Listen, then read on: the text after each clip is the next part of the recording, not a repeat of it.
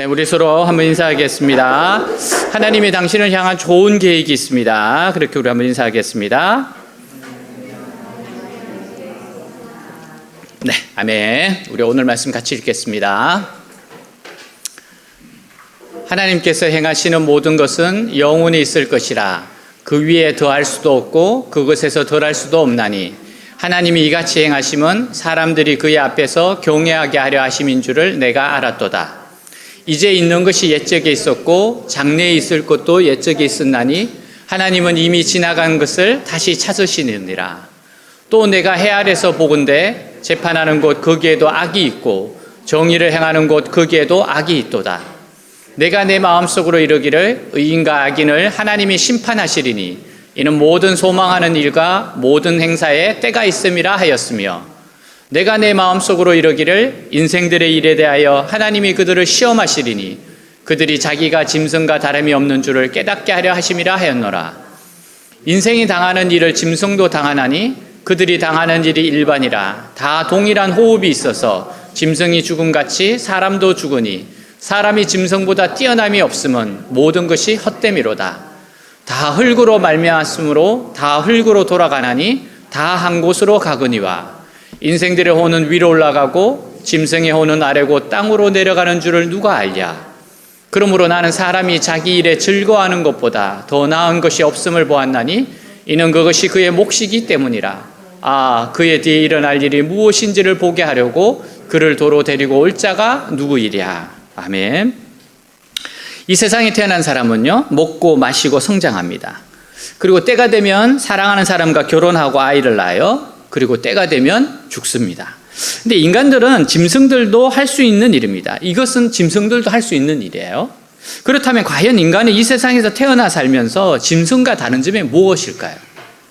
사실 이것이 인간들에게 있어 가장 궁금하면서 풀리지 않는 문제인 겁니다. 인간들의 이 모든 의문들은 결국 우리의 인간이 하나님의 형상대로 만들어졌다는 데서 풀리게 돼요. 우리들의 몸은 흙으로 만들어졌기 때문에 모든 동물이 가지고 있는 본능을 다 가지고 있습니다. 그러나 우리 영혼은 하나님의 형상으로 만들어졌기 때문에 하나님을 알아야 하고 하나님의 은혜를 받을 때 인생의 가치가 살아나게 되는 거예요. 그래서 하나님이 사람에게 주신 최고의 숙제는 바로 하나님을 인격적으로 만나는 겁니다. 그것이 영혼을 사모하는 마음이에요. 비록 죄 가운데 있지만 인간에게는 절대적이고 영원한 가치를 추구하는 희미한 기억이나 본능이 있습니다. 바로 그게 종교성이고 하나님을 알만한 거예요.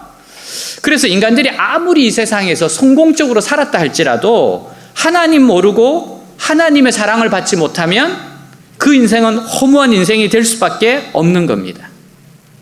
따라서 우리가 하나님을 아느냐 알지 못하느냐 하는 것은 우리 인생 전체가 가치 있는 인생이 되느냐 아니면 그냥 짐승들 같은 본능적인 인생에 그치느냐, 이것을 결정하는 아주 중요한 문제인 거예요. 만약 하나님을 모르면 인생의 방향을 잃고 표류하게 돼요. 배가 바다에 나가면 목표를 가지고 가야 하는데 엔진이 꺼지면 어떻게 됩니까? 방황하게 됩니다. 대체 어디로 가야 할지 몰라서 방황하게 돼요. 하나님 모르면 이 세상에서 많은 것을 가지고 많은 것을 누리고 살지만 자기가 무엇을 위해 살아야 하는지 알지 못합니다. 전도자는요, 이 세상은 하나님의 공연장이라고 해요. 사람들은 지금 이 세상이라는 무대 위에 오른 배우나 가수와 같아요. 자신에게 주어진 짧은 인생의 시간에 감동적인 명연기를 하고 무대에서 내려와야 됩니다. 근데 사람들은 뭐예요? 정작 무엇 때문에 살았는지 또 어떻게 살아야 가치 있는 삶을 삶인지도 모르고 있어요. 여러분, 우리 인간들은요, 세상에 살아가는 존재하는 목적이 있습니다. 그거 찾아야 돼요. 그러나 시간이 무한하지 않습니다. 제한된 시간 안에 자신에게 주어진 목적을 찾아 최대한 성취해야 되는 것이 인생인 거예요. 자, 14절 우리 현대인의 성경을 한번 읽어보도록 하겠습니다. 하나님이 행하시는 모든 일은 영원히 남을 것이다. 거기에는 아무것도 더하거나 제할 수가 없다. 하나님이 이렇게 하시는 목적은 사람이 그를 두려운 마음으로 섬기도록 하기 위해서이다. 자, 성경이 말씀하는 놀라운 사실은요, 하나님은 모든 인간들에게 대하여 어떤 기준을 가지고 계시다는 거예요. 하나님은 인간들에 대한 완전한 기준을 가지고 계세요. 사람들이 하는 말이나 일은 시간이 지나면 취소되기도 하고 수정되는 경우가 있어요. 사람의 생각은 완전하지 못하기 때문입니다. 그러나 하나님이 말씀하신 것이나 행하신 것은 영원히 사라지지 않아요. 왜냐하면 우리 인간을 향한 하나님의 뜻은 조금도 부족하거나 모자라지 않고 완전하기 때문입니다. 하나님께서 원래 우리 인간을 창조하신 데는 뜻이 있어요. 그 뜻은 인간이 타락한 후에도 변함이 없습니다. 그게 뭐예요? 우리 인간들이 하나님의 뜻을 알아내어서 그 뜻에 자발적으로 순종해서 사는 겁니다. 그 하나님의 뜻에서 가장 중요한 것이 자기 희생이고 다른 사람을 사랑하는 거예요. 하나님을 믿지 않는 사람일지라도 다른 사람을 위해서 자기 자신을 희생하는 것을 보면요, 그렇게 위대하고 아름답게 보일 수가 없어요. 우리 인간들에게 있어서 다른 짐승들이 흉내낼 수 없는 것은 다른 사람들을 위해 자기 자신을 희생시키는 겁니다. 하나님은 사랑 때문에 인간을 만드셨고 인간도 하나님처럼 모든 것을 사랑하게 하셨어요. 그것을 기대하셨습니다. 즉 하나님은 인간을 몸을 가진 천사로 만드셨어요. 몸을 가진 존재로서 스스로 하나님의 뜻을 알아서 자발적으로 순종하게 하시는 겁니다. 여러분, 그렇기 때문에 인간은 하늘의 천사처럼 명령대로 기계적으로 움직이는 것이 아닙니다.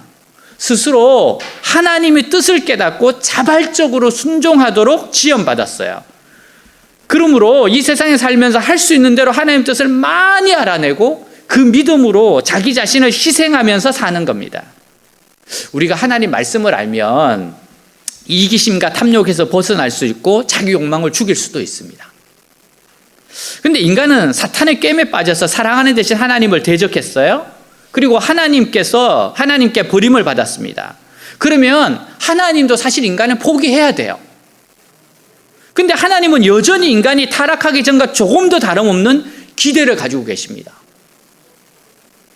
하나님은 인간이 죄를 지고 그 앞에서 쫓겨난 후에도 처음 가졌던 뜻을 포기하지 않으세요. 다시 말하면 인간은 타락한 짐승같이 되어버리는데 하나님은 여전히 천사 같은 삶을 살라는 겁니다. 타락하기 전에도 인간은 하나님의 뜻에 순종하기가 쉽지 않았어요. 그런데 타락해서 쫓겨난 후에도 변함없이 완전한 삶을 살 것을 요구하십니다. 그렇게 못 살면 영원한 지옥에 던지겠다고 통보하세요. 하나님은 인간에게 정말 불가능한 것을 요구하십니다. 한번 생각해 보세요. 공부에 기초도 되어 있지 않은 학생에게 수능시험에서 만점을 맞으라고 요구하는 것과 같은 거예요. 여러분, 수능 2번 치면 만점 받을 수 있겠어요? 못 맞아요.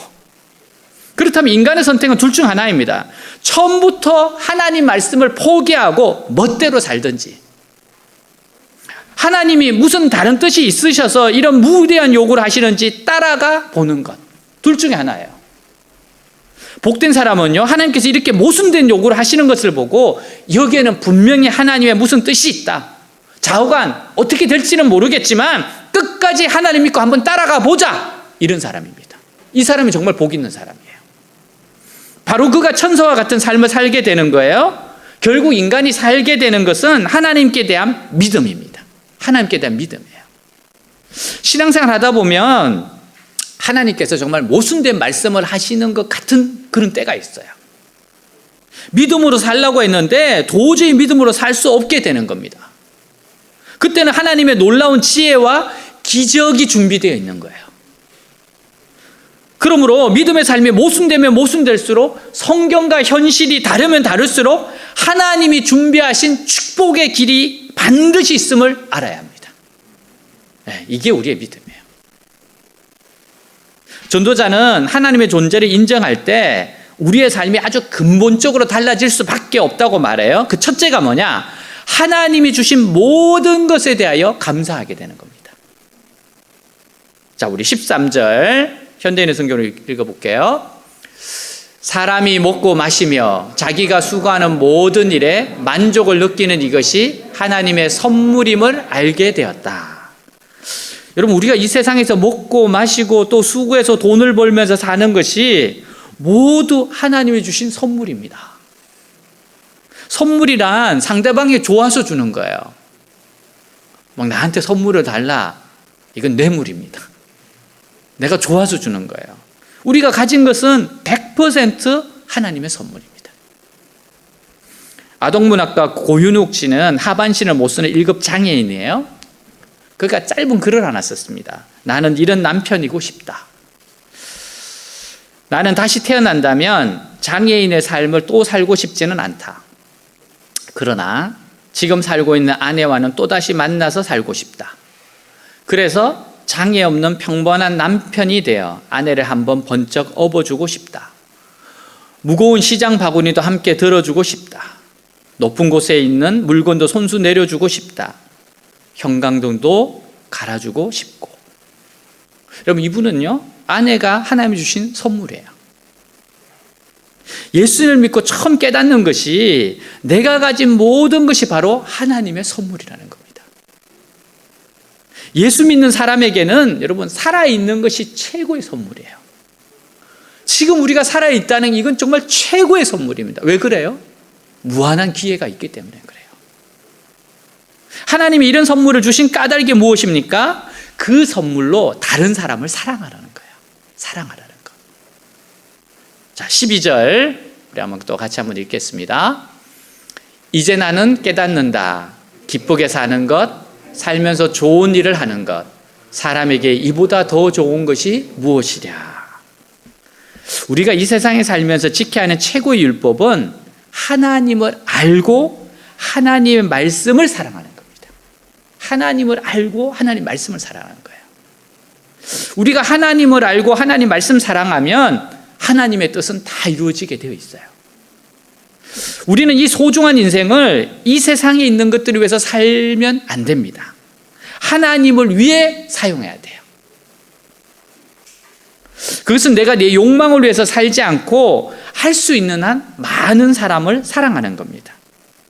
여러분, 최고의 율법은요, 내가 가진 것으로 다른 사람을 사랑하는 거예요. 다른 사람을 가장 많이 사랑한 사람이 최고의 상을 받습니다. 그러면 돈이 많아야 한다고 생각하는 사람이 있을 거예요. 그러나 사람에게 가장 필요한 것은 돈이 아닙니다. 사람이 그렇게 시시한 존재가 아니에요. 돈을 준다고 해서 행복해지거나 모든 문제가 해결되지 않습니다. 가장 중요한 것은 자기의 영혼이 치료되어야 행복을 느껴요. 영혼에 병들면 행복 못 느낍니다. 돈은 그야말로 아주 작은 것에 불과합니다. 자기 영혼이 치료된 사람이 남을 사랑할 수 있어요. 그래서 세상에서 가장 큰 사랑은 다른 사람들에게 영혼으로 하나님 사랑을 느끼게 해주는 겁니다. 이 세상에서 가장 위대한 것이 하나님의 사랑에 감동이 되어서 자기 자신뿐 아니라 다른 사람도 사랑하는 마음을 가지는 거예요. 그래서 우리의 삶에서 가장 위대한 것은 우리가 할 수 있는 대로 많은 사람들로 하여금 자신의 소중함을 깨닫게 해주는 겁니다. 그리고 바르고 가치 있는 삶으로 돌아오게 하는 거예요. 사람의 영혼은 이 세상 무엇보다 가치가 있어요. 말로 표현할 수 없는 영원한 가치가 있습니다. 영혼을 살리는 삶을 살기 위해서는 하나님 말씀을 알아야 되고요, 내 욕망대로 살지 않는 겁니다. 그러면 하나님께서 우리의 인생을 영원히 가치 있는 인생으로 만들어주세요. 우리에게 중요한 것은 더 많은 사람들의 인생을 가치 있게 만드는 겁니다. 다른 사람의 인생을 가치 있게 만들려면 그들도 하나님의 사랑을 받아야 돼요. 그래서 우리가 다른 사람을 가장 사랑하는 방법은 그들에게 하나님의 말씀을 들려주어야 됩니다. 그리고 그들이 하나님을 사랑을 알고 믿게 하는 거예요. 말씀을 들려줘서 하나님의 사랑을 믿고 알게 하는 거예요. 그리고 내가 가진 것으로 그들을 사랑해야 합니다. 존 칼빈이 이런 말을 했어요. 하나님 우리에게 물질을 주셨을 때 그 물질을 사용하는 사람들에게는 두 종류의 사람이 있다. 여러분, 이때 물질을 내가 가진 모든 것이라고 생각해도 좋아요. 물질을 내가 가진 모든 것. 한 사람은 거울 앞에 섭니다. 근데 또 한 가지 종류의 사람은 창문 앞에 서요. 여러분, 거울 앞에 서면 뭐가 보입니까? 내가 보여요. 그죠? 네, 거울 앞에 섰는데 내가 안 보인다. 그 거울은 깨트려야 돼요. 목적을 잃은 거야. 물질을 내 손에 들어왔을 때 항상 그걸 가지고 나만 생각하는 사람, 이걸 가지고 내가 어떻게 할까, 자기밖에 보지 못하는 사람이 있어요. 물질은 자기 것이고 자기를 위한 것이라고만 생각하는 사람, 이런 사람이 대부분일지도 모릅니다. 그러나 또 한 종류의 사람은 물질이 주었을 때 창문 앞에 섭니다. 여러분, 창문 앞에 서면 뭐가 보입니까? 내가 보이는 것이 아니라 창문 건너편이 보입니다. 우리는 창문 건너편에서 무엇을 보아야 할까요? 두 가지를 보아야 됩니다. 우리는 창문 건너편에서 물질을 주신 하나님을 볼 수가 있어요. 이 물질은 내가 그냥 땀 흘려서 얻은 것이 아니라 내가 물질을 얻기 위해서 일할 수 있는 건강, 능력, 상황, 환경, 이 모든 것을 하나님이 주셨어요. 우리는 저 창문 건너 물질을 주신 하나님을 볼 수 있어야 합니다. 그 다음에 창문 밖을 통해서 우리의 이웃이 왔다 갔다 할 거예요. 우리는 이 창 건너편에서 하나님 내게 주신 물질을 나눌 수 있는 이웃들을 발견할 수가 있어야 돼요. 하나님 우리에게 물질을 주셨을 때, 어떤 재능이나 기회, 인생의 선물을 주셨을 때 그 선물을 주신 하나님을 생각하고 하나님이 사랑하시는 이웃을 봐야 됩니다. 자, 16절 또 우리 같이 읽도록 하겠습니다. 내가 보니 이 세상에는 잘못된 것이 많이 있다. 법정에도 악이 있고 반드시 정의가 실현돼야 하는 곳에도 악이 있다. 여러분, 아마도 이 세상에서 가장 공정해야 할 곳은 법정일 겁니다. 그러나 다른 사람의 죄를 판단하는 재판관들도 죄인인 인간이기 때문에 실수나 부정이 있어요. 또한 이 세상에서 모든 죄가 다 드러나는 것도 아니고 모두 다 철저하게 심판받는 것도 아닙니다. 그렇다면 여러분, 결국 하나님의 심판이 있을 수밖에 없다는 겁니다. 결국 하나님의 심판 앞에서 모든 것이 다 드러날 수밖에 없다는 거예요. 자, 17절입니다. 우리 또 같이 한번 읽겠습니다. 나는 마음속으로 생각하였다. 의인도 악인도 하나님이 심판하실 것이다. 모든 일에는 때가 있고 모든 행위는 심판받을 때가 있기 때문이다. 하나님에서 모든 것이 벌거벗은 것처럼 드러날 겁니다. 모든 것이 다 드러납니다. 그래서 여러분, 인간들의 판단이 사실은 정확하지 않아요. 분명한 것은 하나님 앞에서 드러나는 게 완전한 판단이고 심판이에요. 요즘 사람들은 감시 카메라를 무서워합니다. 은밀한 짓을 하다가 감시 카메라에 찍히기라도 하면 어떻게 됩니까? 도저히 부인할 수가 없어요. 우리가 지은 죄들은 감시 카메라에 찍혀서 하나님 앞에 방송되고 있어요. 여러분, 이걸 알면 길을 쓰고 예수님 믿지 않을 수 없습니다. 예수님의 보혈만이 우리의 죄를 모두 씻어주기 때문에 그래요. 다윗은 몰래 신하의 여자와 놀아났어요. 아무도 그거 몰랐어요. 그러나 하나님은 알고 계셨습니다. 여자가 임신한 것을 감추기 위해서 다윗이 신하를 죽였을 때 하나님은 죽음의 사자를 보내셨어요. 나단 선지자입니다. 하나님이 하신 말씀은 너 정말 영원한 멸망을 당하고 싶으냐? 이 말이었어요. 너 정말 멸망을 당하고 싶어? 다윗은 하나님 앞에서 얼마나 회개를 했는지 침상이 썩을 정도로 회개를 했다고 했어요. 그리고 어떻게 고백합니까? 로마서 4장 7절이에요. 같이 읽겠습니다. 하나님께서 잘못을 용서해 주시고 죄를 덮어주신 사람은 복이 있다. 왜 그래요? 왜냐하면 지옥의 심판을 당하기 전에 회개할 수 있는 기회를 얻었기 때문입니다. 자, 15절입니다. 우리 또 15절 같이 한번 읽을게요.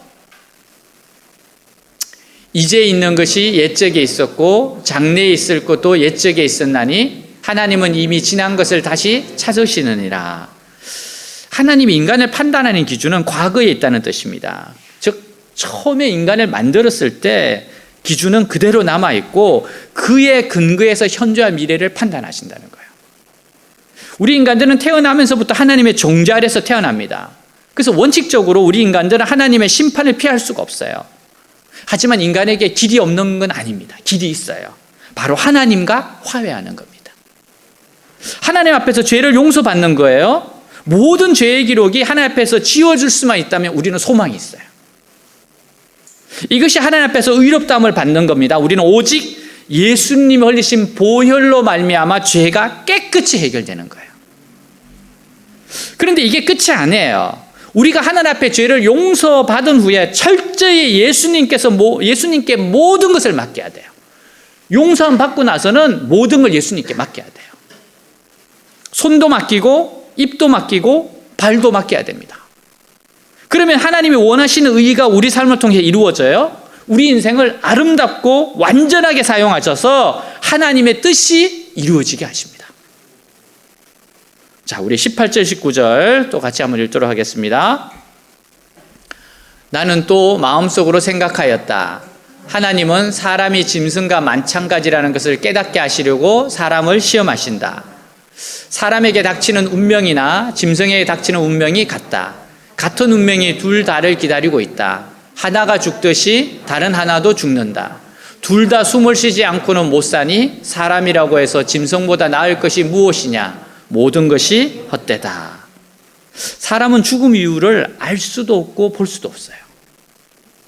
우리 인간의 눈에 보이는 것은 오직 모두가 죽어서 땅에 묻힌 후에 없어지는 겁니다.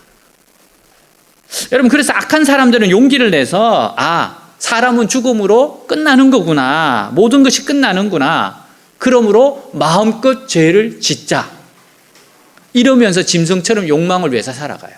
왜? 죽으면 다 사라지니까. 그러면 살아있는 동안 최대의 욕망을 누리자는 거죠. 그런데 하나님은 죽음의 장막 뒤에서 엄청난 일을 하고 계세요. 모든 인간의 행위를 심판하십니다. 커튼을 딱 쳐놓고 하나하나 셈하고 계세요. 성경을 아는 사람과 모르는 사람의 차이가 여기서 생깁니다. 성경을 모르면 사람의 생명을 짐승의 생명처럼 생각합니다. 짐승은 아무런 책임이 없어요. 자기 욕망대로 살다가 죽으면 끝입니다. 근데 성경을 아는 사람은 사람의 생명을 하나님의 생명의 연장으로 생각해요. 그러니까 모든 행동에 책임이 따르는 거예요. 자기의 행동에 책임이 따른다는 걸 압니다. 자, 우리 20절, 21절 또 같이 읽겠습니다. 사람과 짐승은 다 같은 곳으로 가게 되는데 사람의 영은 위로 올라가고 짐승의 영은 땅속으로 내려간다고 누가 입증할 수 있겠는가? 여러분, 사람이나 짐승의 재료는 흙이기 때문에 죽으면 땅에 묻혀요. 그리고 후에 썩게 되어 있습니다. 그러나 혼은 달라요. 짐승의 혼은 아래로 내려가지만 사람의 혼은 하나님 앞으로 올라갑니다. 짐승은 영혼이 없기 때문에 일단 죽으면 소멸됩니다. 저한테 물은 친구들이 있어요. 수업 시간에. 우리 개가 죽었는데 부활하는가 묻더라고요. 그래서 다시 못 만난다 그랬어요. 미안하다. 그러니까 굉장히 슬퍼하더라고요. 그냥 끝이야. 너무 직설적으로 말했는지 모르겠지만 다음에는 그냥 조용히 위로해 줄까 싶은데 제가 그랬어요. 돈 끝났어. 이제 더 이상 못 봐. 여러분, 짐승 죽으면 끝입니다. 그렇지만 사람은 그렇지 않아요. 사람은 그렇지 않습니다. 짐승은 영혼이 없기 때문에 일단 죽으면 소멸돼요. 그래서 부활할 때도 죽은 개는 부활하지 않습니다. 늑대 부활하지 않아요. 다시 돌아오지 않습니다. 그러나 사람은 아무도 없어지지 않습니다. 모두 하나님 앞에서 심판을 받게 되어 있어요. 사람이 죽으면요, 바로 천국과 지옥으로 갈라집니다. 그러나 그것이 완전한 심판은 아니에요. 나중에 예수 그리스도가 최종적으로 심판하실 때, 예수님이 다시 오셔서 심판하실 때, 재림하셔서 심판하실 때 육체로 부활해서 자기 행한 대로 영원한 상급을 받습니다. 여러분, 구원받은 사람들도요, 영광에는 차이가 있어요. 해 같은 영광이 있고 달 같은 영광이 있고 별 같은 영광이 있습니다. 아마도 지옥의 비참함과 부끄러움에도 차등이 있을 겁니다. 여러분, 천국에 이게 차등이 있다고 해서 그곳에 막 불행하고 그런 곳은 천국 아니에요. 그런 의미가 아닙니다. 그러나 본인들이 한 거에 대해서 하나님의 상급이 다르다는 거예요.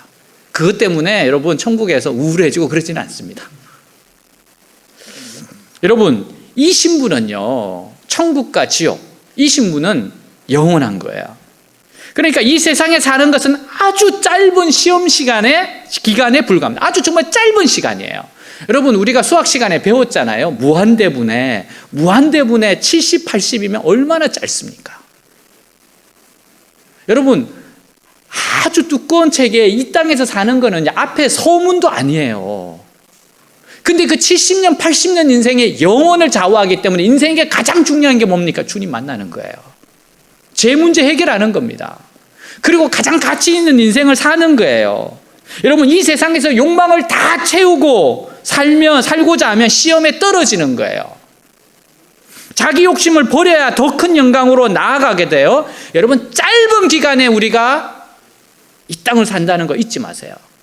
목사님, 7, 80년이 짧습니까? 짧아요. 살아가면 알 거예요. 더 짧아질 거예요. 굉장히 느낌이 빨리 가더라고. 여러분, 그렇기 때문에 정말 이 짧은 인생 가운데서 하나님을 알고 하나님 뜻대로 사는 것 최고의 인생입니다. 하나님 아는 게 얼마나 중요한지 모릅니다. 22절 우리 같이 읽겠습니다. 그리하여 나는 사람에게는 자기가 하는 일에서 보람을 느끼는 것보다 더 좋은 것을 없다는 것을 알았다. 그것은 곧 그가 받던 목이기 때문이다. 사람이 죽은 다음에 그에게 일어날 일들을 누가 그를 데리고 다니며 보여주겠는가? 사람이 한 번 죽으면 모든 것이 다 끝나는 겁니다. 인생이 날 때가 있으면 죽을 때가 있고, 인생은 누구나 죽는다는 사실을 기억하는 사람은 반드시 영원한 세계를 준비하며 살아야 합니다. 여러분, 태어난 모든 인간들은 영원한 세계를 준비하며 살아야 돼요. 여러분, 태어난 모든 인간들은 내가 어디서 와서 왜 살며 어디로 가는가, 이 숙제 풀어야 됩니다. 이거 모르면 안 돼요. 알아야 돼요. 1963년 11월 23일 금요일 날 12시 30분경 미국 달라스시 한복판에서 오픈카 프레이드가 하는 중에 미국 대통령 차를 향해 3발의 총성이 울려요. 그리고 미국 역사상 가장 큰 인기와 존경을 줬던 존 F 케네디가 쓰러집니다. 그날 대통령의 호주머니에는 그가 잠시 후 연설하기로 되었던 연설문 카드가 들어있었는데, 이 연설문의 마지막 문단이 범사에는 때가 있다는 겁니다. 전도서 말씀이었어요. 물론 이 연설문은 발표되지 못하고 그의 사명도 생명도 그것으로 끝났습니다. 근데 이렇게 케네디가 세상을 떠나기 몇 달 전에 케네디 대통령은 미국 국가 조찬 기도에 참여했답니다. 그리고 빌리그람 목사님의 영혼을 준비하는 말씀을 들었어요. 기도회 후에 그는 빌리그람 목사님에게 잠시 백악관에 가서 설교에 대해서 좀 더 이야기를 할 수 있느냐고 요청을 했습니다. 목사님, 저하고 조금 더 이야기를 해줄 수 있을까요? 그때 빌리그람 목사님은 제가 지금 감기 중입니다. 감기가 있어요. 대통령에게 감기균을 옮기고 싶지 않습니다. 다음에 하면 좋겠습니다. 사양을 했다는 거예요. 케네디가 쓰러지는 그날 11월 23일 이 뉴스를 접한 빌리그람 목사님은요, 순간적으로 몇 달 전 워싱턴에서 자기에게 백악관에 가서 영혼에 대하여 좀 더 이야기해 줄 수 없느냐고 간청하던 대통령의 그 애절한 얼굴이 떠올랐다고 합니다.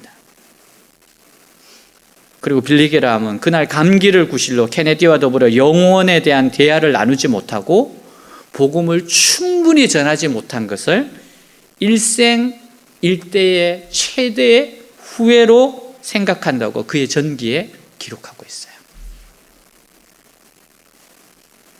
사랑하는 여러분, 세상에 있으면서 구원의 기회를 붙드는 것이 가장 큰 복입니다. 그리고 구원받은 후에는 욕심을 버리고 하나님이 주신 것에 대하여 감사하고 믿음으로 살아야 돼요. 그래야 하나님 뜻을 이루는 삶을 살 수 있고 천사처럼 아름다운 사랑의 삶을 살게 될 겁니다. 사랑하는 여러분, 영원히 가치 있는 인생을 살 수 있기를 주님 이름으로 축복합니다. 우리는 정말 영원히 가치 있는 인생을 살도록 부름을 받았어요. 오늘 이 말씀을 가지고 그렇게 달려가시기를 주님 이름으로 축복합니다. 기도하겠습니다.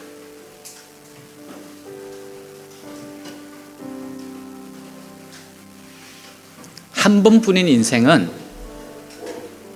어떻게 살아야 될까 생각하셔야 됩니다. 인생 가운데 가장 중요한 게 뭔가 여러분 생각하셔야 돼요. 하나님을 알고 예수님을 믿는 것, 이거보다 더 중요한 건 없습니다. 만났다면 어떻게 살아야 돼요? 욕심을 내려놓고 주님께 쓰임받는 인생으로 살아야 됩니다. 사랑하며 사는 겁니다. 하나님의 사랑을 전해주며 사는 겁니다. 실제적으로 사람들의 필요를 채워주며 사는 겁니다. 여러분, 창문 앞에 서셔야 돼요.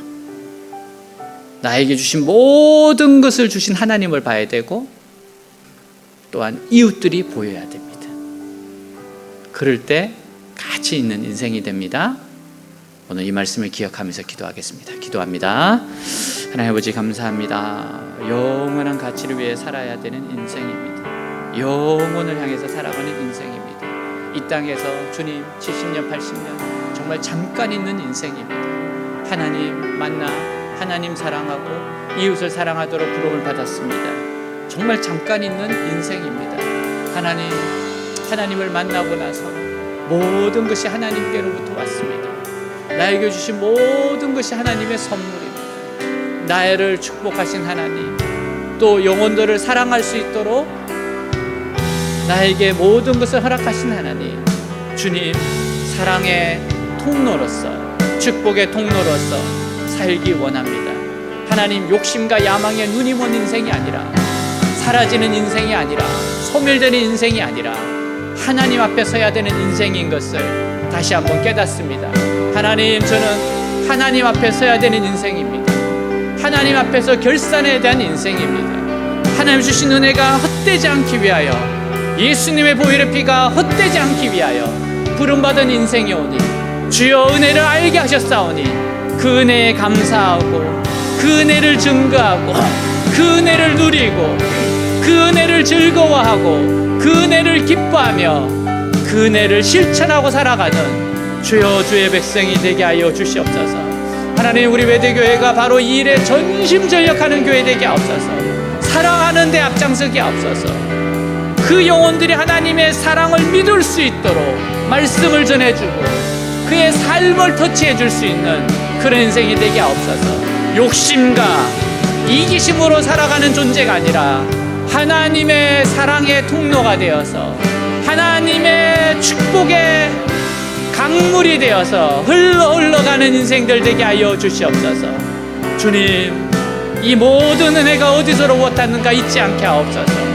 나에게 주신 이 모든 은혜가 어디서 왔는가를 잊지 않게 하여 주옵소서. 그 은혜를 누리고 전하게 하여 주시옵소서. 오 주님, 감사합니다. 감사합니다.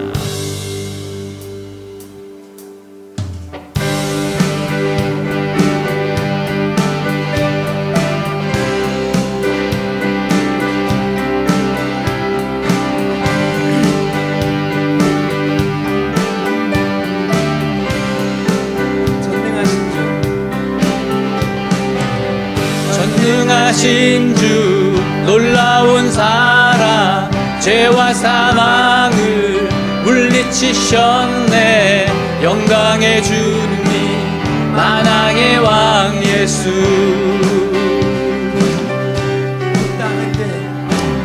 온 땅 흔드는 주님의 위엄, 모든 만물이 주를 경배해. 영광의 주님, 만왕의 왕 예수. 놀라우신 은혜, 완전하신 사랑, 나의 죄 위하여 십자가 지신 주, 생명을 주시고 자유케 하셨네. 오 예수 행하신 모든 일 찬양해. 아멘.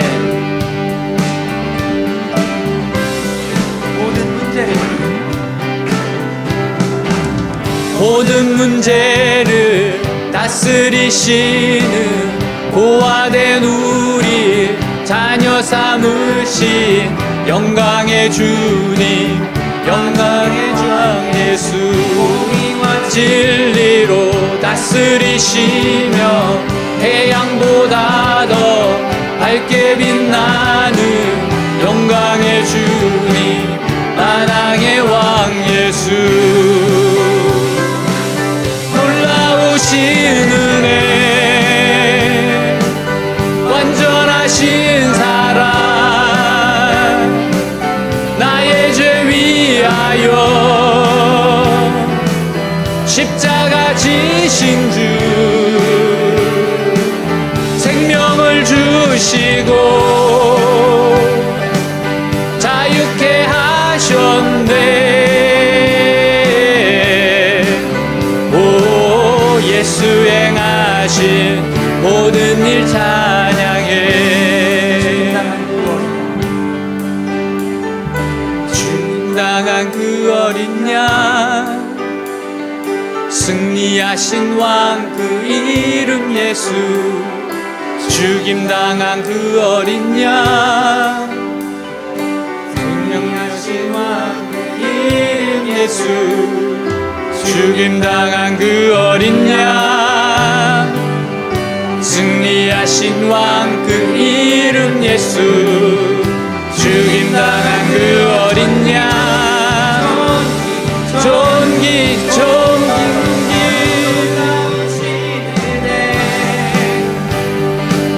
완전하신 사랑, 나의 죄 위하여 십자가 지신 주,